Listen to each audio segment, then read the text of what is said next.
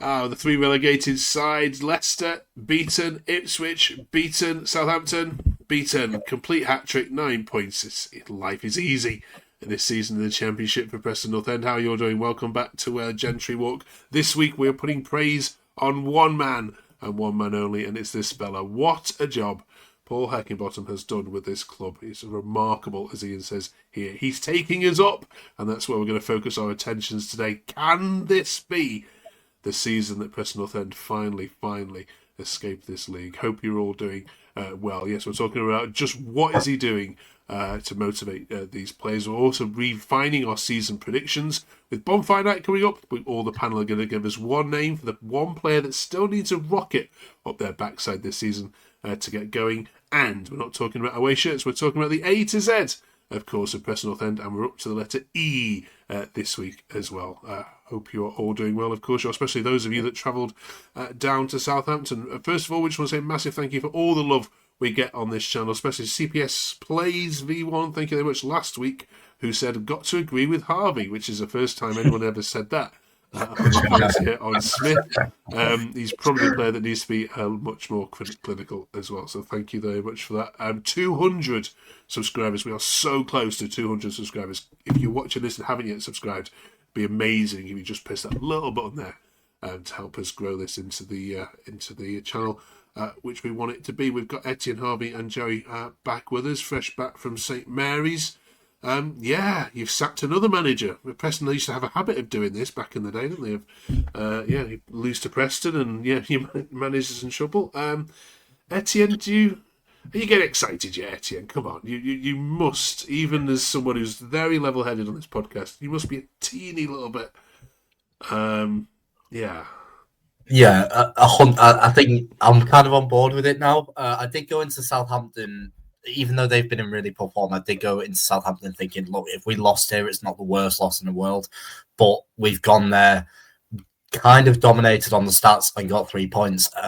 So it's hard not to be excited after I was so resigned to us losing. The fact that we've gone there and got 3 points and we're sixth in the table, it doesn't really look to be stopping this momentum at the minute. And you look at the next couple of fixtures, with all credit due to the sides that we've got to play, it's looking a lot less kind of hard to get through. We went through the last 4 fixtures, which on paper, which were very difficult, and we got 6 points out of 12. And now we should be looking at Swansea, Millwall. I know we've got Watford at some point in the next couple of fixtures, and thinking we need to get even more points on the board. I mean, Joey, you're not just beaten these teams by some sort of fluke. Sometimes you can get 3 points, can't you? But you're not the better team. But in all 3 of those games, Leicester, Ipswich and Southampton, the ones we mentioned, you have deserved those 3 points, haven't you? You've been the better side, not for the full 90 minutes, but overall, no one's saying, oh, it was a fluky win. Preston are a good side. Yeah, and I think just like going back to a couple of seasons or 3 seasons ago when we started really well in the Ryan, I just felt we did fluke it, and you knew that the form was going to come downturn at some point. At the moment, I don't know if I'm just being more optimistic these days, but I'm just like looking at the games and stuff and how we're always in it. I said this, I think, a few weeks back. I don't think there's been a game where I felt we've been completely dominated, and that's all season. To get to November and actually feel like we've not been dominated. I think we've been pretty unlucky in certain games, especially the ones we talked about with the referee decisions. I think we could have potentially been higher in the league, and that comes after as well. Don't forget, we've had a lot of injuries at the minute, and normally what happens, it gets this crunch part of the season. We get a lot of injuries. You get 3 games in a week, and that's where the form sort of tails off. But it seems we're just getting stronger and stronger, and I think that's why you saw Heckingbottom at the end. Just really, I think it was a bit of relief, but actually just thinking, I've got a good team here. There's something that's happening here. You know what I mean? Because I think he thought, actually, normally you can see he's a bit reserved, but he doesn't want to get carried away. But I think on Saturday he was like, you know what? Fair play. We're doing well, and he's going to enjoy it. Yeah, you rarely see the guy smile, don't you? Let alone go berserk in a Frank Lampard style. Harvey Bryan says, something is happening at our club, and I genuinely think we'll finish higher than our current position. 3 relegated sides played 3-1-3 up the North End. What's not to like about this North End side, Harvey? There's not a lot. I think you'd struggle to find a North End fan that can pick a hole anywhere in the side at the minute. Like even like Joey said, like even with all the injuries, you're kind of walking into Southampton thinking, oh well, this could be a bit more of a difficult game than usual. But every player at the minute, every single game, obviously, even with the fixtures coming thick and fast, every single player has, like the mentality and that grit and desire to still go and win a game. And as a fan watching that week in, week out, there's not much more you can ask for. And it's I think the good thing is, like even with the losses that we've had this season, it's not exactly been due to bad performances. I still think North End have played well in every single game despite the losses. And I think that's just every credit to Hecky and the team he's building at the minute, to be honest. Yeah, let's go back to our starting question then, Sir Etienne. I mean, James says the improvement is there for all to see. We may be fighting off some approaches from other clubs for him and McCall in the coming months. Do you see that he, his stock has massively risen? And let's not forget he's been promoted out of this league before.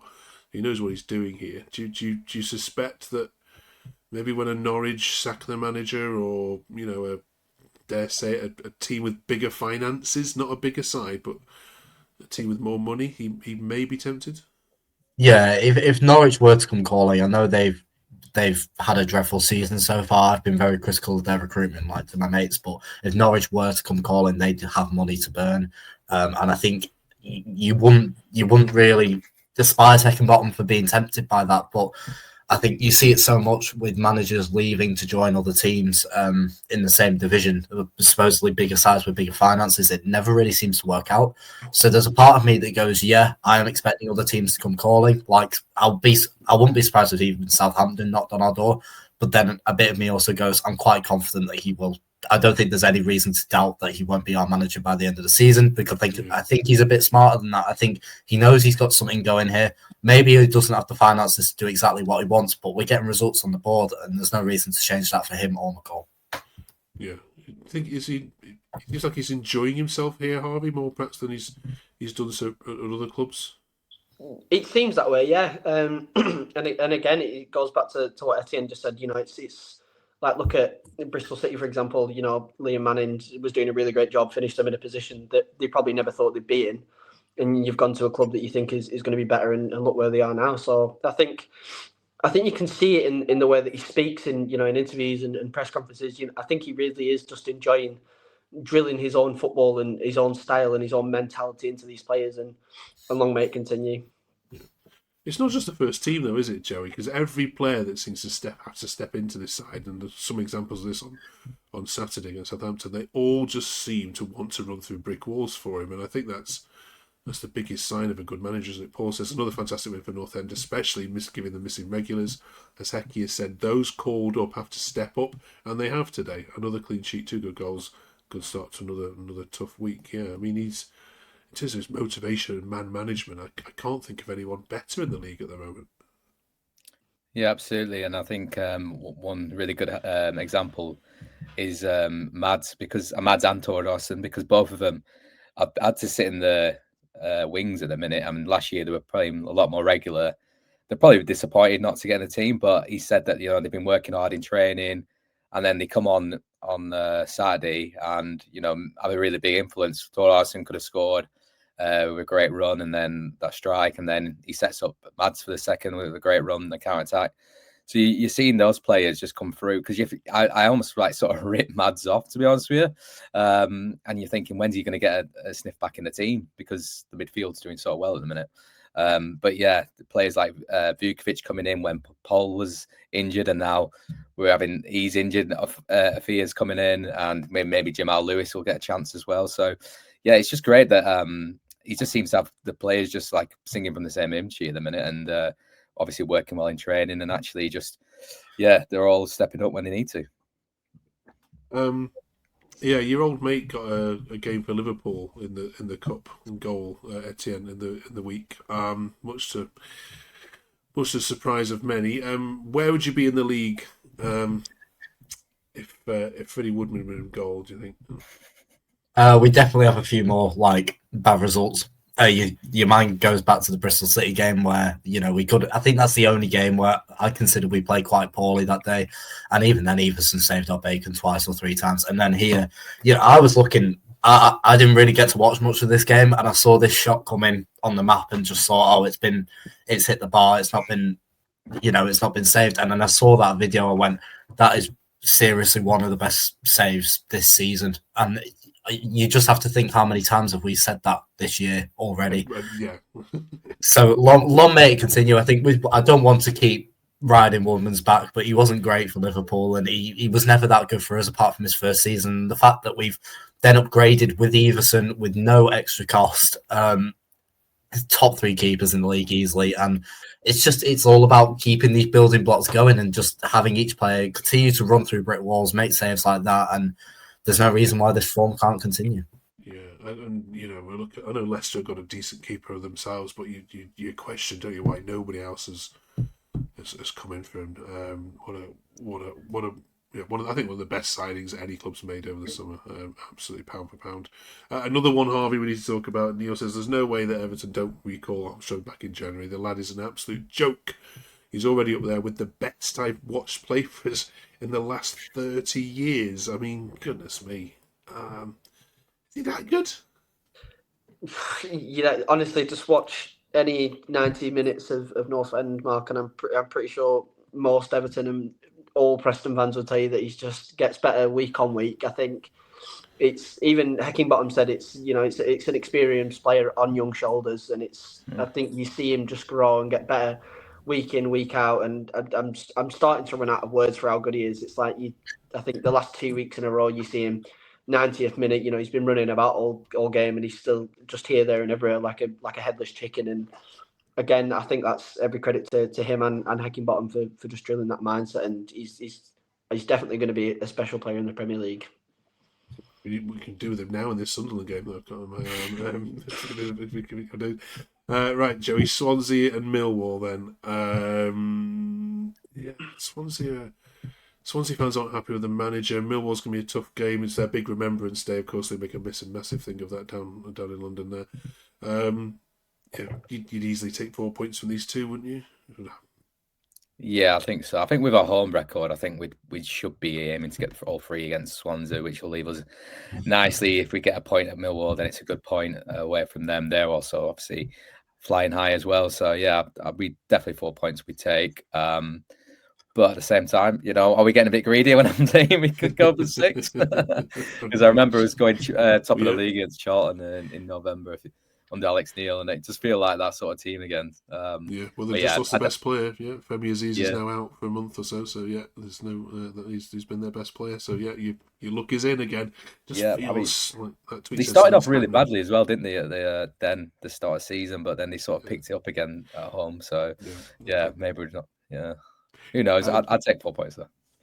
Do join us next week on here, because we will have a Blackburn fan joining us to preview, of course, the next game, which is, of course, after the international break, which be nice, which of course is the only Lancashire derby we've got in this league this season, which of course will be on Friday night at Deepdale. We'll look forward to that and preview that, of course, next week. Right then, season predictions need renewing now. Then we watched back the first ever one we did of these. I think I can't remember who it was. I think somebody went for 21st, if I remember. I can't remember. Was it you, Harvey? Did you go? No, I went top and bottom 3, which I look like I said a few weeks ago, like a right sausage now. Right, Etienne, 1 to 24. It's such a tough one, because as much as I'd love to say top 6, and I do think right now, if you said would Preston deserve top 6, you'd say yeah. I'm still gonna go for I'll say 10th. I think I think our performances will still stay the same. It'll be a hard working team. I don't think we'll have one of these massive drops again, because we're in an injury crisis right now, and look how we're performing compared to how we did 6 months ago. But at the same time, I do think other teams in this league are going to get stronger. And at the end of the day, the reason that this victory against Southampton was so big is because they're underperforming completely. As soon as teams like them, Norwich, and Sheffield United start getting their act together, I do think we're unfortunately going to be a victim of that. So, as much as I'd love to say top 6, and I do love this squad. Don't get me wrong. I do think we're still going to win quite a lot of games. I think we're just going to fall a bit victim of, we don't have as much money. We don't have as much quality as the other teams, but there's no reason why we still can't be in that playoff picture. And I do think we'll still be in and around there going into the final couple of games. You've been supporting this club for too long, haven't you? Yes, way too long. Yeah, Joey? Yeah, me too. I'm, for the same reason, going to go 11th, because we love 11th as a whole. But yeah, I mean, I think mainly just because, as you said, we know this club, and I think I remember literally just talked about that season under Alex Neil where we went top at Charlton in November, and it was the COVID season. But I just remember in January we just didn't. This was before, obviously, it was curtailed this sort of season a bit, but we didn't aim to strengthen, and we've done this many times, and you can just see it again in January. Either we'll lose a big player, a big player will get sold, Armstrong may get recalled, or we're just not going to strengthen the places we need to strengthen. Whereas, like Etienne says, those teams around us will probably do that. They've got the money to do that. And I think, like he says, we'll probably be the victim of that, victim of probably our squad not being as strong, or getting those injuries will affect us a bit more. So yeah, it's nice to say that's a pessimistic viewpoint though, saying 11th, especially after the start of the season. But I think we'll just be a bit realistic, and then maybe get carried away in a few weeks if we're still in and around there. Right. When you 2-0 up at Millwall at half time, yeah, absolutely. Harvey. Well, I think anything I said is better than what I started with, isn't it? I think so, yeah. I'm trying my absolute hardest not to get like roped into the North End like atmosphere, because it is. I've been there too many times where you think the world's great. I remember being under Ryan Lowe, and I went Stoke away and we went top of the league, and you think, Jesus Christ, this is it. And then 6 months later, you're right back down there. I think, like obviously both of them said, I think that obviously there's clubs around you, Sheffield United, Ipswich, who I think just will upgrade and they'll just finally start ticking and play to their ability. But I think that if we can be consistent in the performances up until maybe about January, I do think it's just going to be a case of start well and just peel off a little bit towards the end. So I'll go with 8th, but just missing out. All right. It's 23rd to 8th is. It's what North End does. It's what North End does to you, Mark. I'm sorry. Absolutely. 200 subscribers would make us absolutely delighted. If you're still watching and haven't yet subscribed, please press that button. It'd be amazing to wake up one day this week to see 200 as a number there. As we love making this content for you. However, before we get to that Millwall game, it is bonfire night, of course, on Wednesday. So we're asking, topically, which one player hasn't yet lit up the season as we expected? Which one player needs a little bit of a rocket? And you can be as you see to be a player that's out of somebody doing an aspect of the game well enough for you. Joey, who would you say?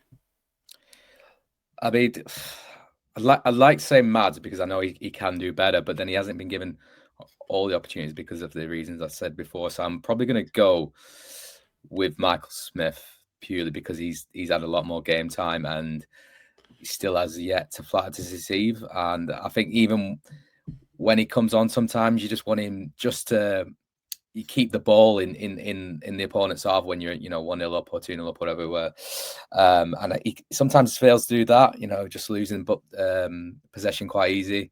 So his heading ability is, for a guy who's 6'5" or whatever he is quite laughable. So yeah, I'm going to go Michael Smith. I think there is a potential still there. I know he's 33, so it's a bit weird to say his potential, but yeah, we'll go Michael Smith now. He's flat to deceive. Bobby? Mine's a bit of a weird one. I'm probably going to get a bit of stick for this, but I've said it since watching Vukcevic. I will say Thierry Small, and I know that's going to be a very rogue one, but I just think if you watch them and compare them, I know I do pity Thierry a little bit, obviously having to move from left to right, but I just think you watch him on that right-hand side, and obviously I know he scored 2 goals from there, but he doesn't look as comfortable, but then he moves back to his left, and I just trust Vukcevic so much more in that position to just go on and beat his man. Like Sheffield United's a perfect example. Vukcevic just used his pace to get past Tanganga, and I feel like at the start of the season, Thierry Small was so good at that. And then I feel like it's just started to become a little bit of a period where instead of trying to take on his man and create chances, I feel like he's just more like pass and just try and keep the floor ticking a bit. So if he can get back to just, I don't know, just running at a man and having that confidence, obviously a bit more consistent in position, then we should be fine. But it's Thierry Small for me so far. It's him. Yeah, I've got a bit of a rogue one as well, and it might be unfair considering his situation, but I'm going to say Osmajic, because when you do look at the stats, he has now not scored since August. I still like him. I still think he's a bully. I still think he's a striker that Preston need, and I don't want to see him banned. Obviously, with all the allegations made, but at the end of the day, we have now got Jefferson, who's just scored against Sheffield United, is now injured, to be fair, but he'll be back soon. We've got Dobbin firing on all fronts. And you look at the attack, and the goals are coming from everywhere, but they're not coming from Osmajic as often as we would have liked. And I think if he definitely wants to keep his place as our number 9, as one of our top players, as one of our top strikers, he's got to start firing again, because I'm personally not seeing enough chances taken. He should have scored against West Brom. It would have been 2-2 there had he done that.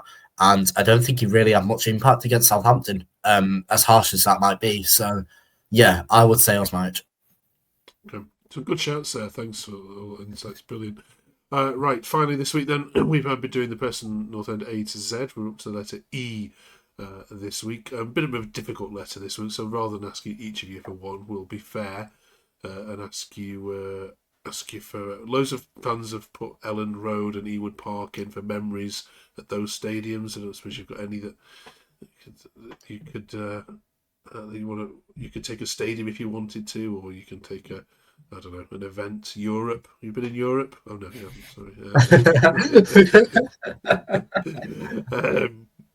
We can put Etienne in there if we want. If we're really struggling. Anybody got any players? I mean, there's really limited selections. I think all of us were looking through the list, and the ones that popped out were Josh Earl and Ched Evans. And as much as they were decent, they're certainly not part of history. One infamous one for me. I'm not sure how you two might take this, but Anthony Elding was probably one of our worst ever signings. All right. Worst ever, yeah. I thought you waited. Yeah, I was waiting for that. Probably one of our worst ever signings. A loan emergency from, I think it was a division or 2 below. That made no sense. But yeah, I just thought I'd mention him because I feel like he is not a cult hero. He's certainly part of the cult of bad things that have happened with the club. Okay. Yeah. We're struggling here. I'd have Dixon too. Purely because it was under Billy Davis, and it was that era. We were actually probably the best I've seen us. It was like my first sort of years of supporting Preston. It's probably the best it got, to be honest with you. But he was really solid with Brian O'Neill in centre midfield, Paul McKenna. That was just a great midfield, great team, to be honest with you. So yeah, and I think he went to Fulham in the Premier League after that. So he wasn't a bad player. Okay, it looks like it's Dixon going in. Unless Harvey can pull anything out. You know what? For you, Mark, at the courtesy of Harrison Armstrong, I will pick Everton just to make you happy. I was going to go either Ched Evans or Ewood Park, but just out of respect for you, I will pick Everton for Harrison Armstrong. Okay. Thank you very much. Right, we'll put Dixon at 2 in then, shall we? Given that actually had a contribution towards playing for Preston. Right, that's the last of the hard letters until we get to J in a couple of weeks. So F next week then. Join us for that, and of course we're looking ahead to the Blackburn game. So join us, of course, for that. Thank you very much, you three. Have a great week. Enjoy the Swansea game. We'll see you at the other side of the games this week. Thanks for watching, everyone.